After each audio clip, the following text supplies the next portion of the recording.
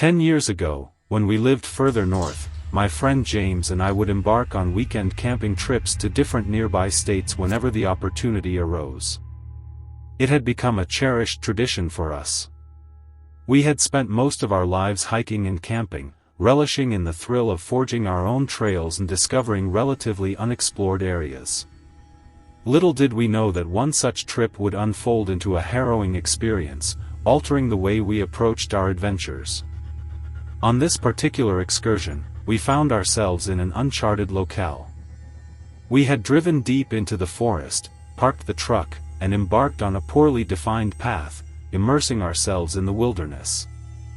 For hours into our hike, we stumbled upon a dilapidated structure made of wood and mud, with an overgrown trail leading to it. The eerie part was the charred remnants that surrounded the wooden structure, suggesting a fire that had consumed it. Undeterred, we pressed on until we discovered a small lake, where we decided to set up camp along the tree line, up the hill from the beach. Our routine was familiar, building a fire pit, arranging logs for seating, and losing ourselves in conversation against the backdrop of nature's symphony. As darkness descended, we allowed the campfire to dwindle before deciding to turn in for the night. However, what unfolded in the ensuing hours would haunt our memories forever. Mid-sentence, James fell silent. His gaze fixed on something behind me, he urged me to be quiet. Bewildered, I turned to look, but there was nothing. Concern etched on my face, I questioned James about the sudden change in his demeanor. "There's someone watching us," he said, his eyes scanning the surroundings. Unnerved, I turned back and, this time, saw a small figure crouched near a tree, fixated on our campsite. Simultaneously, I noticed another person standing behind a tree, their presence shrouded in the darkness. A surreal sense of fear gripped us as we realized more figures, 10 to 15 unknown individuals, were emerging from the shadows. Their movements were silent, almost ghost-like, and the forest seemed to absorb the sound of their approach. Gripping my hunting knife, I felt a pang of vulnerability. The mysterious group, armed with long sticks resembling hunting spears, closed in, their barely clothed forms giving them an otherworldly, feral appearance. James, sensing the escalating danger, pulled me back. We retrieved our bags and slowly retreated into the cover of the trees, hoping to evade their attention. Strangely, their focus seemed fixed on our campsite rather than on us directly. As we cautiously withdrew, the realization dawned that our temporary escape was more due to their interest in the campsite than any consideration for our presence. With bated breath, we moved deeper into the woods, keeping a watchful eye on our surroundings. Eventually finding a concealed spot, we huddled, unable to shake off the shock and fear that enveloped us. Sleep eluded us that night as the distant glow of a fire hinted at the fate of our abandoned camp. At dawn, we decided it was time to leave. The remnants of smoke confirmed our suspicions, our tents were now reduced to ashes. The eerie encounter left us rattled, and our journey back to the truck was marked by an unspoken agreement to put distance between us and that mysterious tribe. In the days that followed, the incident lingered in our thoughts. James, ever the investigator, eventually uncovered information that shed light on the bizarre encounter. There were tribes, residing not far from civilization, scattered throughout various territories across the country. These tribes, often isolated and protective of their lands, harbored a strong aversion to outsiders or unknown individuals intruding upon their territory. These revelations provided a semblance of understanding to our unnerving experience. We had unwittingly stumbled into their domain, triggering a response rooted in a deep-seated need to protect their territory. The burning of our campsite and the charred remains of the structure took on a new significance, likely efforts to expel any intruders. Armed with this newfound knowledge, James and I adjusted our approach to exploration. We began meticulously researching areas before venturing into the unknown, ensuring that the uncharted territories we chose were devoid of such tribal presence. The encounter served as a stark reminder of the importance of cultural sensitivity and respect for the lands we explored. As the years passed, our adventures continued, albeit with a heightened awareness of the delicate balance between exploration and respect for the territories we traversed.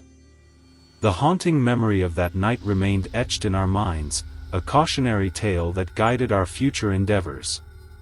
In the realm of the unknown, where mysteries abound, we learned the invaluable lesson that sometimes the uncharted territories are best left uncharted for a reason.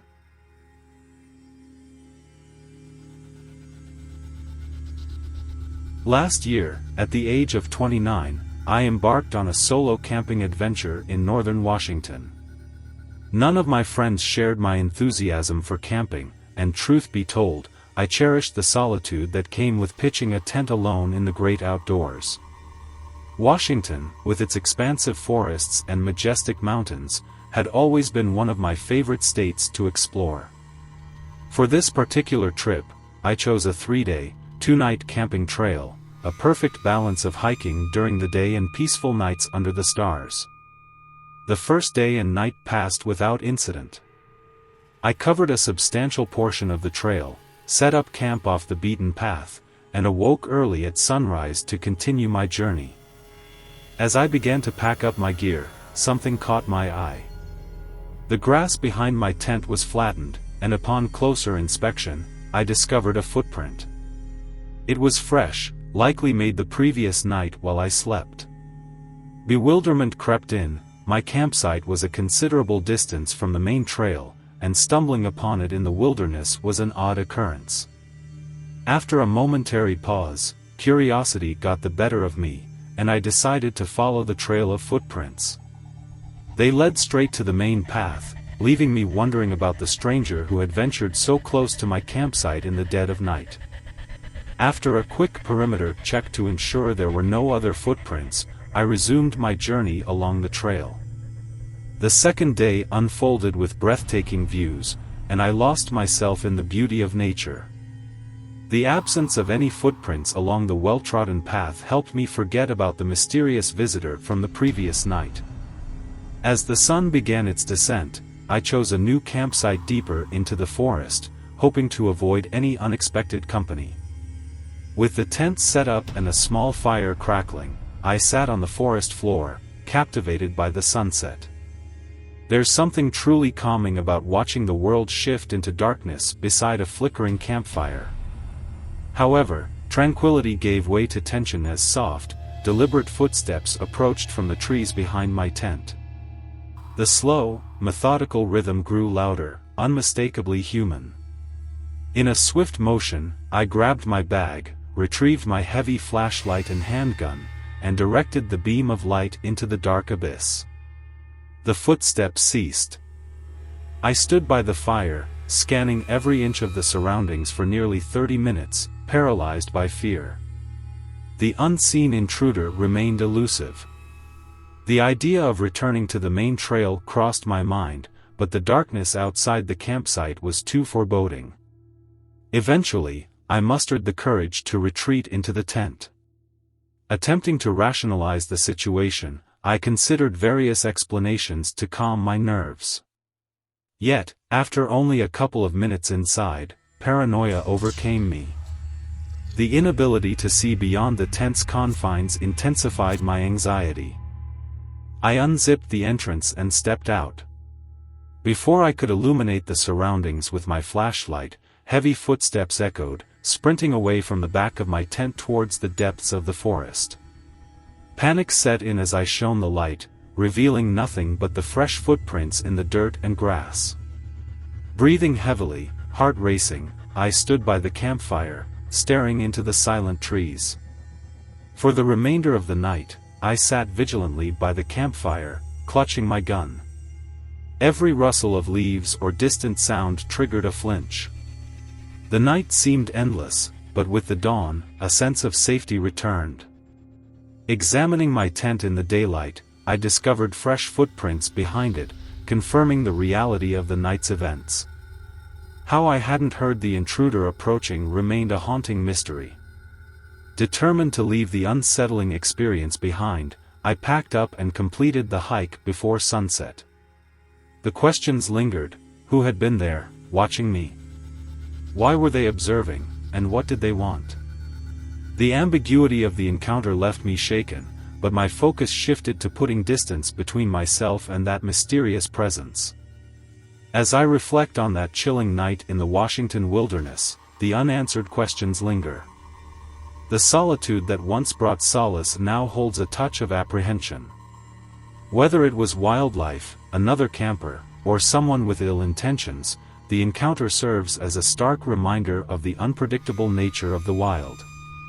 The forest, once a sanctuary, now holds a trace of the unknown, a reminder that even in the vastness of nature, one can never truly escape the shadows.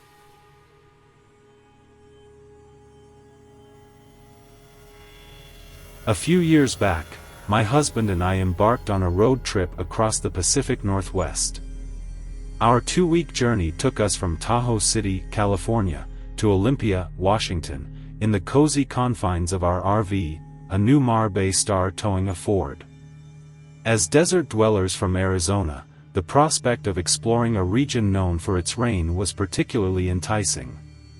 Our excitement was palpable as we set out to experience something beyond the arid landscapes we'd grown accustomed to. In the heart of spring, we found ourselves in Upper Oregon, a state that held a special place in my heart. Eager to soak in the beauty, we planned to stay at an RV park for a few days.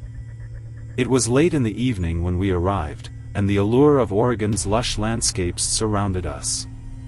My husband headed for a shower while I busied myself making grilled cheese. Then, it happened, an unexpected knock on the door. This was no ordinary occurrence for us. In our previous RV park experiences, such interactions were rare unless friendly rapport had been established with neighbors. But we had only just arrived half an hour ago, and we hadn't exchanged words with anyone. I peeked through the curtain, finding no one in sight. Minutes passed, and the silence was broken by another knock. This time, I ventured outside, cautiously checking the surroundings. Still, no one was visible. A sense of unease settled in.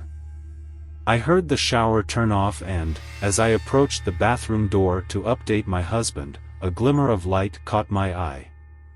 It emanated from a window in our bedroom, casting an eerie glow. I relayed the strange events to my husband, who promptly got dressed and ventured outside with a bat in hand. A perimeter check ensued, but there was nothing to be seen. Deciding not to take any chances, we relocated our RV to a spot far from the original one. Settling in, we resumed our evening, attempting to put the mysterious knocks behind us. While engrossed in a movie, my husband succumbed to sleep, and I began tidying up. The stillness of the night shattered when I heard the RV door handle rattle, as if someone was attempting to gain entry. Frozen in fear, the noise ceased abruptly. I woke my husband, and a thorough check revealed nothing amiss. With limited options in the relatively small park, we moved once more, parking as close to the exit as possible. Exhausted, we hoped the worst was behind us. We left the kitchen light on and the TV playing at a low volume, hoping to deter any unwanted attention, and finally turned in for the night. Sleep enveloped us until my husband's abrupt taps shook me awake. Through bleary eyes, I saw him on my side of the bed, urgency etched on his face. He had heard loud noises outside and, upon peering through the window, witnessed two shadowy figures wielding what appeared to be knives, attempting to pry open our front door. Panic set in as he dialed the police, and we anxiously waited, listening to the ominous sounds persist. Minutes passed like hours until an abrupt silence enveloped us. The police arrived, but the intruders had vanished into the night. Frustration etched the faces of the officers as they assured us they would investigate, but the likelihood of resolution seemed slim. Another camper in the park had encountered a similar ordeal, hinting at a potential scouting pattern. As dawn broke, we left the park around 7 a.m., grateful that nothing of significant value had been taken, and the damage was minimal. The incident had shaken us, but our tight RV lock had proven crucial. Reflecting on the events, it became evident that the intruders weren't merely seeking to rob us. The fact that they persisted, unaware of our presence, hinted at more sinister intentions. We found solace in a different RV park, one with better views, and added an extra lazy day to our trip, a small but necessary respite from the ordeal. The experience left an indelible mark, a reminder of the vulnerability that can accompany life on the road. As we continued our journey, we couldn't shake the lingering sense of unease. Still, the resilience forged through that night would stay with us, a testament to our ability to navigate the unexpected twists that often accompany the open road.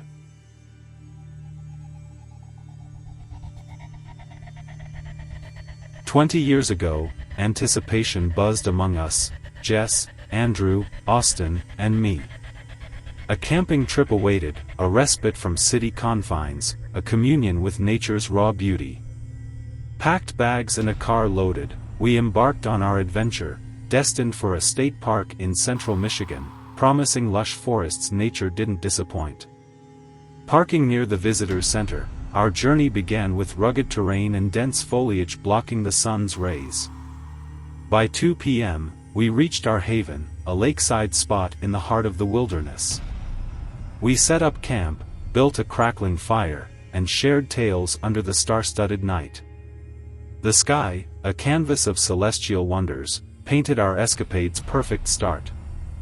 The next day unfolded with hikes and explorations, discovering another enchanting lake where crystal-clear waters beckoned us for a refreshing swim. Evening brought us back to the campfire, the night sky once again captivating our senses. Yet, as the firelight danced, an unexpected disturbance cut through the tranquility. A distant light flickered across the lake, an anomaly in the secluded wilderness. Intrigued, we decided to investigate, flashlights in hand. Closing in, relief washed over us at the sight of another campfire on the opposite shore. However, our relief turned to horror as our gazes lingered on the lake. A lifeless body, a woman, drifted eerily towards the shore. Eyes wide open, staring into the night sky, she painted a macabre scene. Panic and disbelief seized us. Austin, trembling, suggested pulling her from the water. Jess snapped back, invoking crime scene contamination fears, her voice a stern reminder of TV dramas. We hesitated, torn between compassion and the chilling realization that we were in the midst of a potential crime. Without cell service and being in the heart of nowhere, hiking out in the dark seemed perilous. The possibility of a murderer lurking nearby amplified the dread. Swiftly, I extinguished the fire and buried the coals, veiling our presence under a mound of dirt. As we scanned the lake, the distant light vanished. Whoever shared this eerie night with us decided to douse their fire, too. Sleep eluded us that night. Every rustle in the bushes, every distant sound, jolted us awake. Shadows played tricks on our senses, and we took turns keeping watch. The morning light unveiled the woman's lifeless form, reality crashing over us anew. The serene lake, once bathed in moonlight, now exposed the chilling truth under the harsh sunlight. We wasted no time, abandoning our camp and hiking out to the nearest ranger station. The police were summoned to investigate. The lake, a serene backdrop turned crime scene, yielded the body of a 24-year-old woman who had disappeared days earlier. Interrogations followed, each of us grilled as the authorities sought to weave together the fragments of that haunting night. Confusion marred the evidence, no one having witnessed or heard anything that could guide the investigation.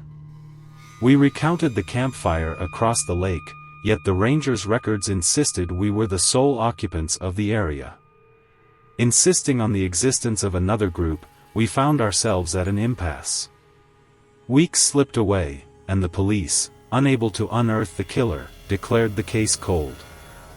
The phantom campers from across the lake remained elusive, their existence in question. The trauma of that night lingered, casting a shadow on our once close friendship. Slowly, we drifted apart, each grappling with the haunting memories in solitude. The woman's vacant eyes, her lifeless form, the unresolved mystery, it etched a mark on our souls, changing us irreversibly. Years passed, yet the questions endured. Who committed such a heinous act in the midst of innocent campers? The specter of the killer, undeterred by time, lingered in the recesses of my thoughts. Was the murderer still out there, waiting for the next victim? As the narrative unfolded, a sense of unease gripped me. The isolation of the wilderness, the helplessness in the face of a potential danger, and the lingering questions about the mysterious campfire and the missing individuals painted a vivid and unsettling picture. The unresolved nature of the case, the impact on the group dynamics, and the final reflection on the possibility of the killer still being at large added layers of complexity to the tale.